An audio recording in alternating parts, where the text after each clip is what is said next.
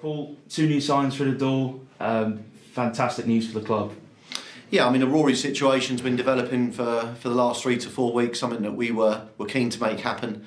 And Rory, obviously, for family reasons, I think he's just recently had a child as well, so he wanted to get back to London.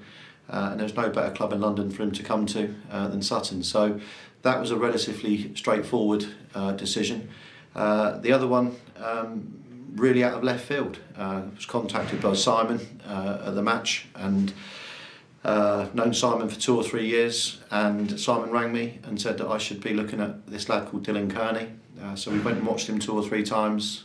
We watched all his videos, and it was apparent that the lad has got some real ability and real talent to score goals. And again, you know, sometimes in life you've got to take the opportunity when it comes along. So we've done that with Dylan, and Dylan's going to do that with us. I think that, you know, he's not necessarily ready right now, but he's a sort of player that will come on. He'll cause National League defences problems with what he's got about him.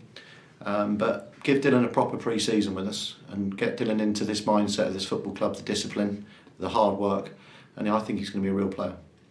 Just regarding Rory Deakin, he obviously was with us in the 2016-17 season, part of our key FA Cup run, also did very well in the league. So with him being comfortable at this level, he's someone who just fit in straight away.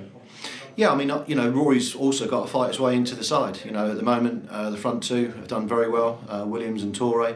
You know, the wide positions of Dobson and Beautyman have done well in the last month as well. So, you know, there's competition for places. We needed that in this last 15 games. You know, we're in a position now to push.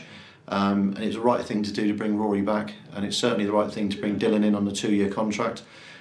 Gives Dylan the chance to progress in good time as well.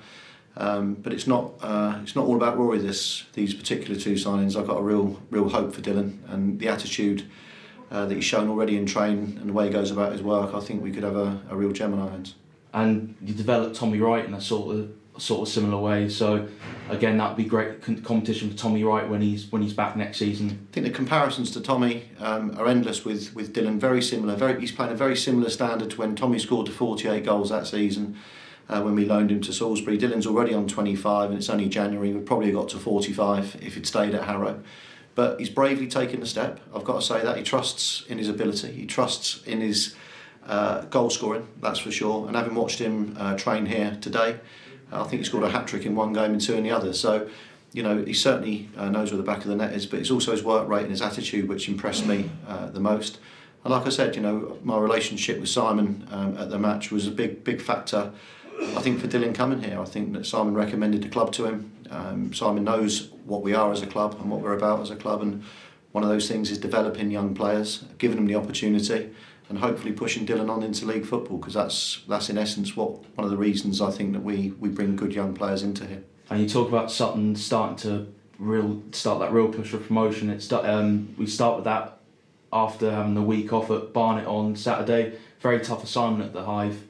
Yeah, I was very impressed with Barnet. I watched the game against Brentford when they were at home, and I thought they were very unlucky not to win the game. We watched them at Carshalton as well. So, you know, for 45 minutes at Carshalton, I think they touched the ball too much, Carshalton. So Barnet have got a very good front three. Colhurst in particular is really in good form at the minute. I like Taylor, a very clever player who plays in the 10 role. And then they got the 2 boys out wide that offer them real pace. So, you know, they're a good club, very good club for this level. Again, we're going to an ex-league club, which always gets our hackles going, because, you know, we like that. We like going to the Barnets and the Orients and the Wrexhams. We're always the underdog in that situation. But with the squad that we've got and the way that we're going, we've got to go there in a very positive mindset. Can you give me some updates on how Craig Eastman and Jamie Collins are doing? Obviously, they missed the Ebbsfleet game.